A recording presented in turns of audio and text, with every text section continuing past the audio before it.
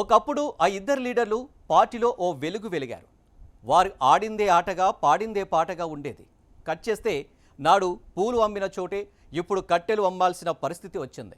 పార్టీలో వర్గపోరు ప్రభావంతో ఇద్దరికీ టికెట్ దక్కలేదు. దీంతో నాటి నుంచి పార్టీకి దూరం దూరం అన్నట్టే ఉంటున్నారు. ఒకరైతే ఏకంగా పార్టీని వదిలేసి వెళ్ళిపోయారు. మరొకరు అసలు పార్టీలో ఉన్నారా లేరా అన్న మాటలు వినిపిస్తున్నాయి. మొన్న పార్టీ ప్రకటించిన పదవుల్లో తమకు స్థానం ఉంటుందని ఆశించారు. కానీ ఏ కొసాన కనిపించడం లేదట. ఇంతకీ ఎవరా మాజీ ఎమ్మెల్యేలు? ఎక్కడా పరిస్థితి?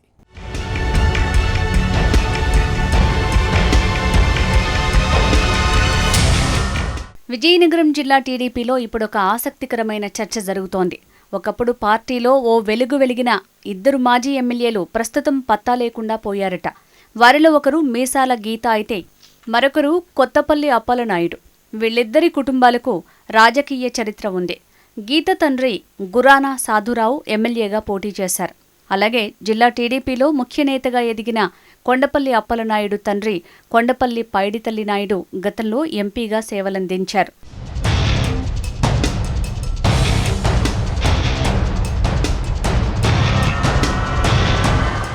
మీసాల గీత విజయనగరం నియోజకవర్గం నుంచి, అప్పలనాయుడు గజపతి నగరం నియోజకవర్గం నుంచి 2014లో టీడీపీ ఎమ్మెల్యేలుగా ఎన్నికయ్యారు. సైకిల్ పార్టీ అధికారంలో ఉన్న 5 ఏళ్లు జిల్లాలో యాక్టివ్గానే ఉన్నారు. పార్టీ ప్రభుత్వం చేపట్టే అన్ని కార్యక్రమాల్లోనూ చురుగ్గా పాల్గొన్నారు.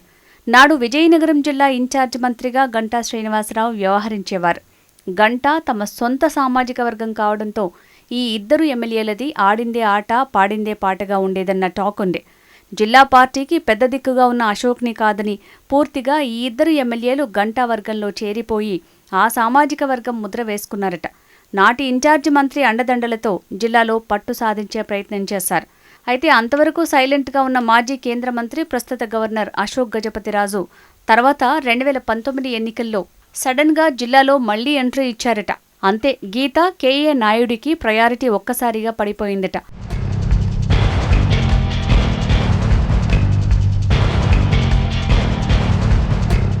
పార్టీలో ఉండగానే ఎవరి దారి వారిది అన్నట్టు అశోక్ గీతలు ఉండగా కేఏ నాయుడు మాత్రం టచ్ మీ నాట్ అంటూ ఉండేవారట. అశోక్ గజపతి ఇంట్లో జిల్లా పార్టీ కార్యాలయం ఉంటే గీత అక్కడికి వెళ్లటం ఇష్టపడేది కాదట. పార్టీ కార్యాలయం బంగ్లాలో కొనసాగటంపై గీత పదే పదే విమర్శలు చేస్తూనే వచ్చేవారట. అక్కడితోనే ఆగకుండా గీత జిల్లా కేంద్రంలోనే మరో పార్టీ కార్యాలయం ప్రారంభించారు. ఇది జీర్ణించుకోలేని అశోక్ వర్గం గీతపై ఫిర్యాదులు చేయటంతో అప్పటి నుంచి ఇద్దరి మధ్య విభేదాలు మరింత ముదిరి పచ్చగడ్డి వేస్తే భగ్గుమన్నట్టుగా మారింది. గీత కార్యాలయం ఏర్పాటు చేయటం మాజీ ఎమ్మెల్యే కేఏ నాయుడు సహకారంతోనే జరిగిందని అశోక్ వర్గం భావించి గీతను కేఏ నాయుడు ఇద్దరిని పార్టీకి దూరం పెట్టారని టాక్ నడిచింది.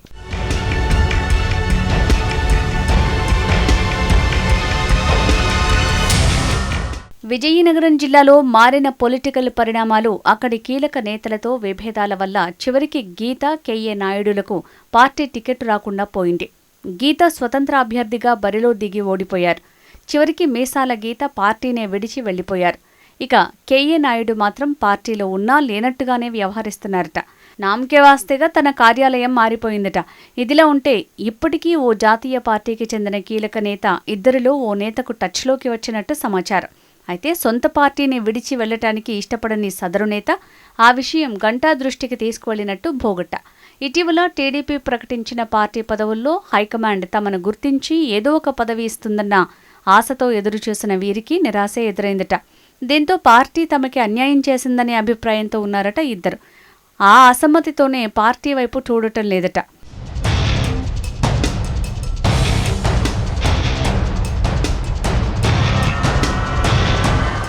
ప్రస్తుతం రాష్ట్రంలో అధికారంలో ఉన్న టీడీపీ నుంచి బయటికి రావడంతో రాజకీయ భవిష్యత్తుపై ఇద్దరూ ఎలాంటి నిర్ణయం తీసుకోలేకపోతున్నారన్న టాక్ నడుస్తోంది. అటు పార్టీ తరపున నుంచి కూడా వీళ్లతో మాట్లాడే పెద్దలు కనిపించడం లేదట. అయితే టీడీపీతో ఉన్న అనుబంధం వల్ల వీరిని బయటి వాళ్లుగా ఎవ్వరూ భావించకపోయినప్పటికీ పార్టీలో గీత కేఏ నాయుడు ప్రతిష్ట, పేరు పూర్తిగా మసకబారిపోవడంతో వారు పత్తా లేకుండా పోయారని పార్టీలో కొందరు అనుకుంటున్నారు. భవిష్యత్తు కార్యాచరణ కోసమే ఈ ఇద్దరు మాజీ ఎమ్మెల్యేలు ప్రస్తుతం సైలెంట్ మోడ్లో ఉన్నారని వారి అనుచరులు చెప్పుకుంటున్నారట.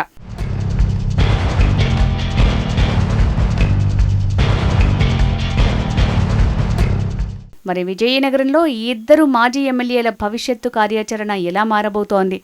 వీరిద్దరినీ అధిష్టానం గుర్తిస్తుందా లేక అలానే వదిలేస్తుందా? Wait and see.